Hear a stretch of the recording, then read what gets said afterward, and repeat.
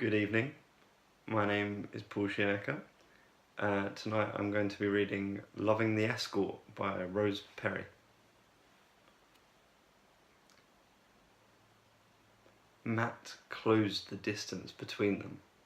Lightly he kissed her cheeks, followed by her eyes and finally her lips, where he lingered for a while. His hand came up to cup one of her breasts. It fitted perfectly in his palm, and he gently rubbed his thumb across the nipple. Wanting to taste her, his lips came down on the other nipple. Gently, he sucked and licked its tip until it became taut. She arched her back as sensations ripped through her unexpectedly. Never had she felt such electric shockwaves. It was like being hit with 1,000 lightning bolts. Her body wanted things she'd never imagined, and he was a total stranger doing that to her. When his finger touched her clit, she jumped. She was wet and she knew it. His fingertip ran over her clit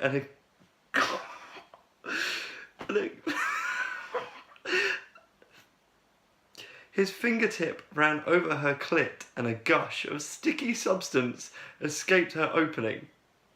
He stroked her again and again, which made her groan in pleasure. He came and covered her body with his. The heat of his skin on hers shocked her, but she liked the way it felt. The tip of his shaft was touching her opening. She began to throb. He moved his hips and it slipped in just a little. He withdrew and then slid in just a little more.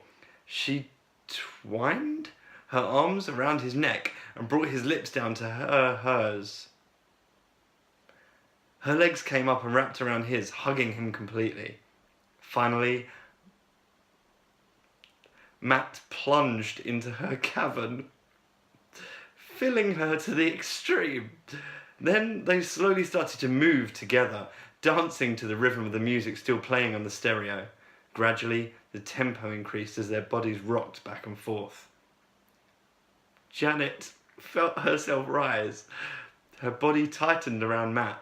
She arched her back and thrust her hips up to meet his grind. It happened nothing like she imagined. Another volt of electricity ran through her body. The hair on her head stood on ends, and something deep in the pit of her stomach burst open. Then it flooded her mind and body. Her scream was muffled by Matt's kiss as a warm fluid coated his manhood. And she gripped him with her walls. No longer could he maintain his control. The coil untwined inside his belly and shattered in his groin. He stiffened as his release came. A feral sound escaped him, and he made one last thrust deep inside her before his trembling arms gave out. They lay there for about 10 minutes, trying to steady their breaths. Before Janet decided she had to leave, she escaped to the bathroom to dress and figure out what the hell or heaven just happened. Was it supposed to be like this?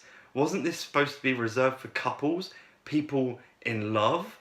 Because that's what it felt like.